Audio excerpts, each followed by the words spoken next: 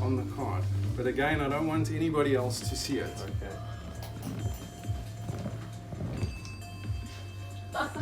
I don't write over. Yeah. People are committed to this.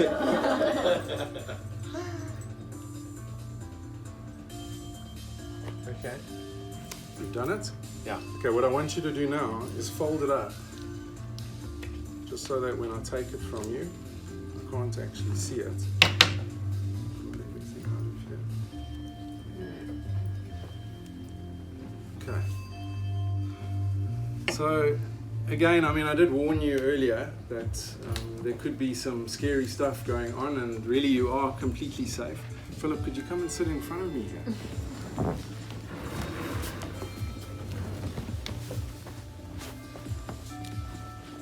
Okay, so let's take this.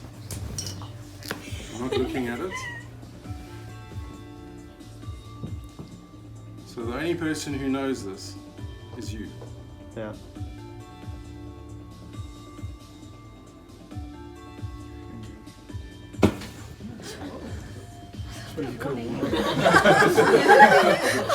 You missed Things are going to get a little crazy. Yeah.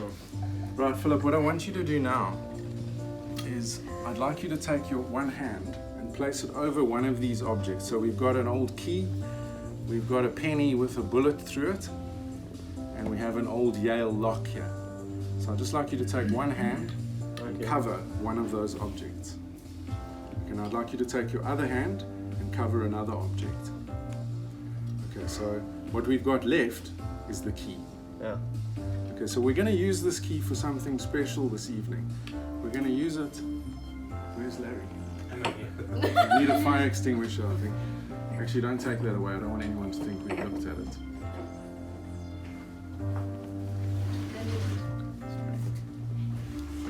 Okay, so you can lift up your hands now. Let's remove these things.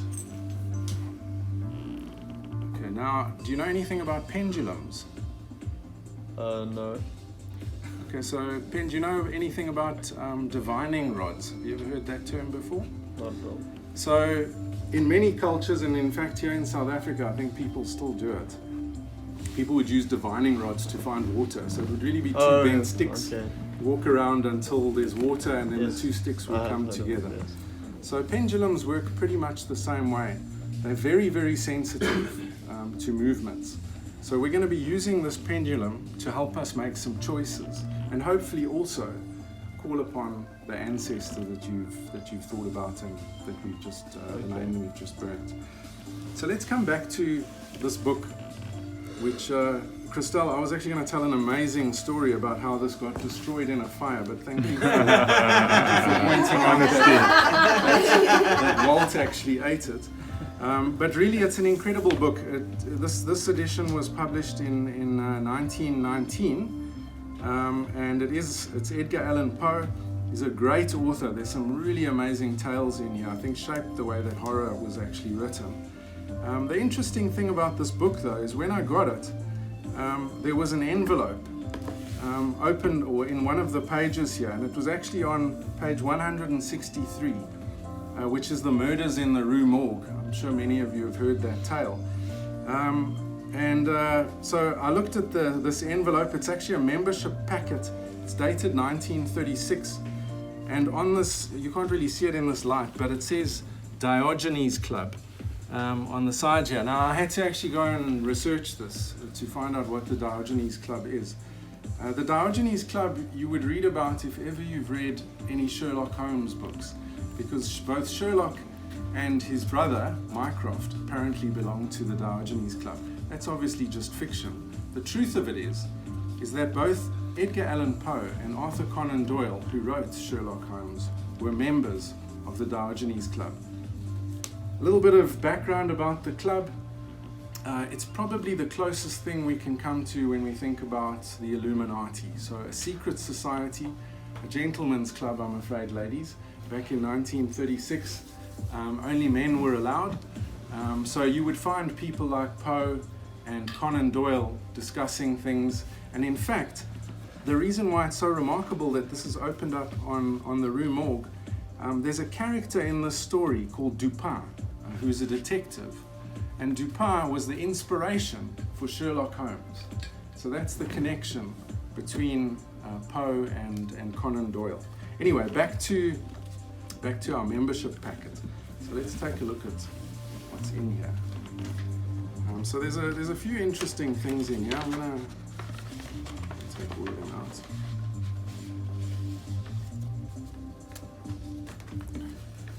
Okay, so we're not going to use these things right now. See, there's a newspaper article. This would actually be quite useful for us a little bit later on. We've got 5 cards here, which really contain the names of members of the Diogenes Club. Sorry, did I take that out? Yeah, I did. Okay, so we've got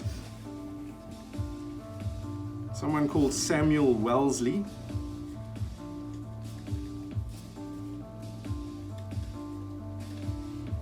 We've got Morris Lively.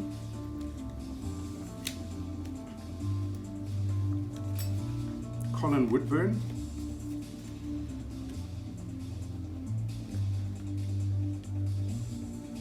Jason Hampstead.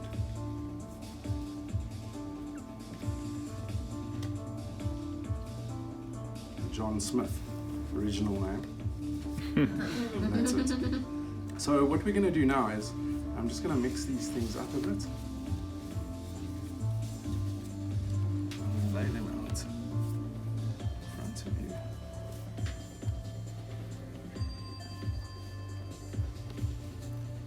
And I want you to just hold your hand out like this.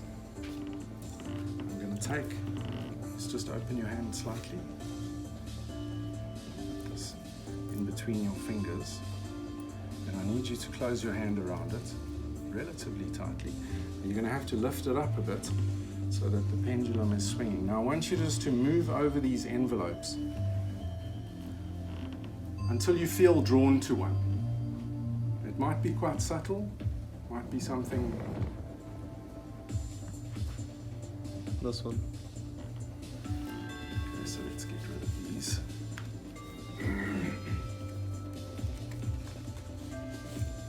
So we've got Morris Lively. There's nothing else in the envelope. I'm going to put Morris back in there. Okay, now you're going to need to make another choice. What we have here is an invitation to the Diogenes Club.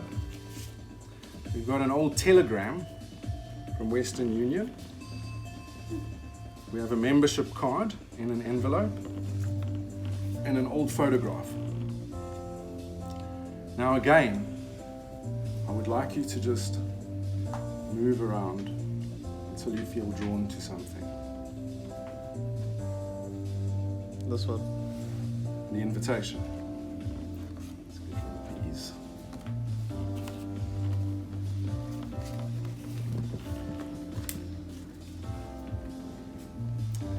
Okay, so let's take a look at this. It's got, you can rest that back on there, but keep your hand closed. So we've got the names of the committee members, and then the invitation itself is on the back. Do you want to just read out who that invitation is to? Mr. Morris Lively. So you, with a totally free choice, out of all these different objects, out of all the different cards, you've chosen Morris Lively. Yeah. Now there's some significance to that, because we have an article here, an old newspaper article. I hope your eyes are better than mine. Can you read that? Which one? Keep your hand closed with the medallion in it, please. Morris Lively above was found. Can't read that one. I can't see that. Yeah. Dead. Dead, yeah. In his. Read the last paragraph. The police were keeping investigations quiet, but they have stated that Lively was Clutching. Yeah. clutching a key in What his was he hand clutching? a key Yeah. in his hand at the time of his death. A key. You were clutching a key. Interesting. Anyone who has any information is asked to come forward and assist the police to the investigation. So you've basically, out of all these members, you've identified Morris Lively. You've seen now in the article that he is in fact the guy that was killed, and you've been guided by this key which he was clutching at the time of his death. Now either you've got incredible intuition, or it could be that you've been guided by someone, an ancestor perhaps. Could you tell me what the initials are of this person? BB. Would you open your hand for the first time, please? It says BB.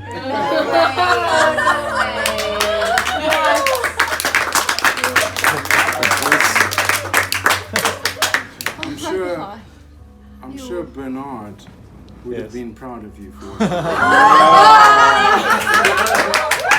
Wow. Thank you so much, Philip. Nice.